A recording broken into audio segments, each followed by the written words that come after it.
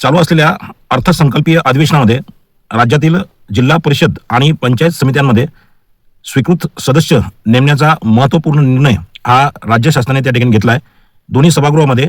या विधेयकास त्या ठिकाणी मान्यता दिली असून आगामी जिल्हा परिषद आणि पंचायत समितीमध्ये पक्षामध्ये चांगलं काम करणाऱ्या आणि पक्षनिष्ठेने प्रामाणिकपणे काम करणाऱ्या कार्यकर्त्यांना स्वीकृत सदस्य म्हणून त्या ठिकाणी जाण्याची संधी आपल्या महायुती सरकारने त्या ठिकाणी उपलब्ध करून दिले। हा निर्णय सर्वसामान्य कार्यकर्त्यासाठी आणि पक्षनिष्ठ अशा सर्व जे लोक निवडणुकीमध्ये त्या ठिकाणी उभं राहू शकत नाहीत परंतु पक्षासाठी चांगलं काम करतात अशा सर्वांना ही एक संधी जनसेवा करण्यासाठी उपलब्ध करून दिली। त्याबद्दल महायुती सरकार यांचं अभिनंदन आणि त्यांना या सगळ्या गोष्टीबद्दल हार्दिक शुभेच्छा। त्याचबरोबर बेरोजगारीचा हा जो प्रश्न आपल्या महाराष्ट्रामध्ये सध्या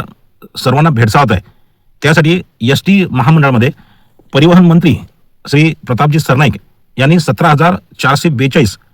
जागा ह्या चालकाच्या आणि वाहकाच्या त्या ठिकाणी भरण्यात येतील अशा पद्धतीची घोषणा विधानसभेमध्ये केली आहे। त्या अनुषंगाने काल राज्य परिवहन महामंडळाची एक जाहिरात त्या ठिकाणी प्रसिद्ध झाली ज्यामध्ये राज्यातील संपूर्ण परिक्षेत्रामध्ये असलेले काही 6 परिमंडळ आहेत ज्याच्यामध्ये नागपूरपासून तर कोकणपर्यंत एक टेंडरिंग प्रोसेस प्रक्रिया त्या ठिकाणी राबवण्यात येणार आहे ज्यानुसार एका बाह्य संस्थेला एका परिमंडळाचं काम त्या ठिकाणी देण्यात येणार आहे। ही टेंडरिंग प्रोसेस झाल्याच्या नंतर त्या ठिकाणी प्रत्यक्ष चालक आणि वाहकाच्या 17,442 जागा त्या ठिकाणी भरण्यात येणार आहेत। या भरतीमध्ये पात्र असणाऱ्यांना त्या ठिकाणी हेवीचं लायसन आणि त्याचबरोबर चालक आणि वाहकासाठी लागणारा जो बॅच आहे तो काढून घेण्यासाठी एक पर्याप्त असा एक कालावधी आपल्या हाती आहे। माझ्या मेकर तालुका आणि विशेष करून अंजनी बुद्रुक जिल्हा परिषद सर्कलमधील जे युवक ज्यांना त्या ठिकाणी वाहन परवाना मिळाला आहे त्यांनी आपलं जे लायसन आहे हे हेवीचं करून घेण्यासाठी एवढा वेळ आपल्याकडे आहे। त्याचबरोबर ज्यांच्याकडे बॅच त्या ठिकाणी काढलेला नसेल अशा सर्व चालकांनी ड्रायव्हर्सनी त्या ठिकाणी आपला बॅच काढून घेण्याची प्रक्रिया तात्काळ करावी जेणेकरून ही टेंडरिंग प्रोसेस कंप्लीट झाल्यानंतर नेमकं कोणत्या बाह्य संस्थेला आपल्या अमरावती नागपूर संभाजीनगर परिसरातील काम मिळते अशा लोकांच्या माध्यमातून आपल्याला एसटी महामंडळामध्ये त्या ठिकाणी मानधन तत्वावर का हो किंवा कंत्राटी का हो त्या ठिकाणी नोकरी मिळू शकते। म्हणून माझ्या सर्कलमधील आणि माझ्या तालुक्यामधील सर्व ड्रायव्हर्सना माझी विनंती आहे की तुमच्याकडे लायसन नसेल तर लायसन काढून घ्या आणि ज्यांच्याकडे लायसन आहे त्यांनी ते लायसन हेवी करून घेण्याची प्रक्रिया त्या ठिकाणी करून घ्यावी आणि बॅच त्या ठिकाणी काढून घ्यावा। त्याचबरोबर अधिवेशन चालू झालं आणि अधिवेशनाच्या शेवटच्या टप्प्यापर्यंत सन्माननीय दिवंगत अजितदादा पवार साहेब यांच्या घात अपघात या प्रकरणावर त्या ठिकाणी विधानसभेमध्ये आणि विधान परिषदेमध्ये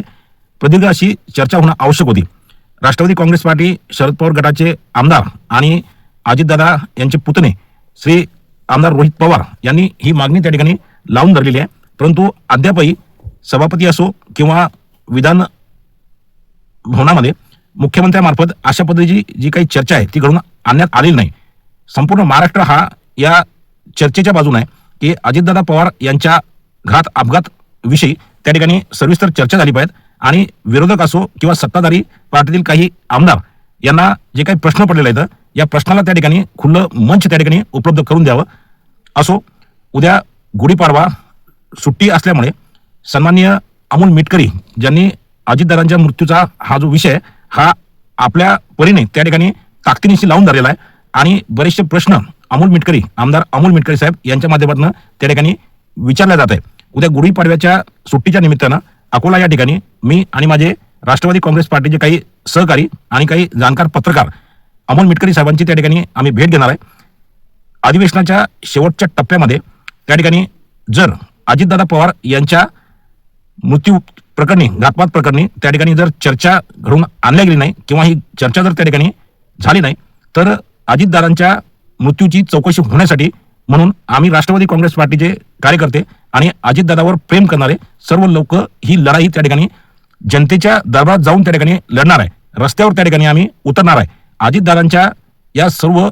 अपघाताची सखोल चौकशी होईपर्यंत मुंबई किंवा पुणे या ठिकाणी आम्ही त्या ठिकाणी एकतर धरणे आंदोलन करू किंवा आमरण उपोषणासारखा त्या ठिकाणी पवित्रा आम्ही त्या ठिकाणी घेणार आहे। या अधिवेशनामध्ये जर शेवटच्या फेजमध्ये त्या ठिकाणी चर्चा झाली तर ठीक, नाहीतर अधिवेशन संपल्यानंतर आम्ही सर्वजण अजितदादांची या सगळ्या अपघाताची संपूर्ण चौकशी होत नाही आणि या अपघाता किंवा घातपाताविषयी संपूर्ण माहिती जोपर्यंत जनतेपर्यंत त्या ठिकाणी पोहोचत नाही तोपर्यंत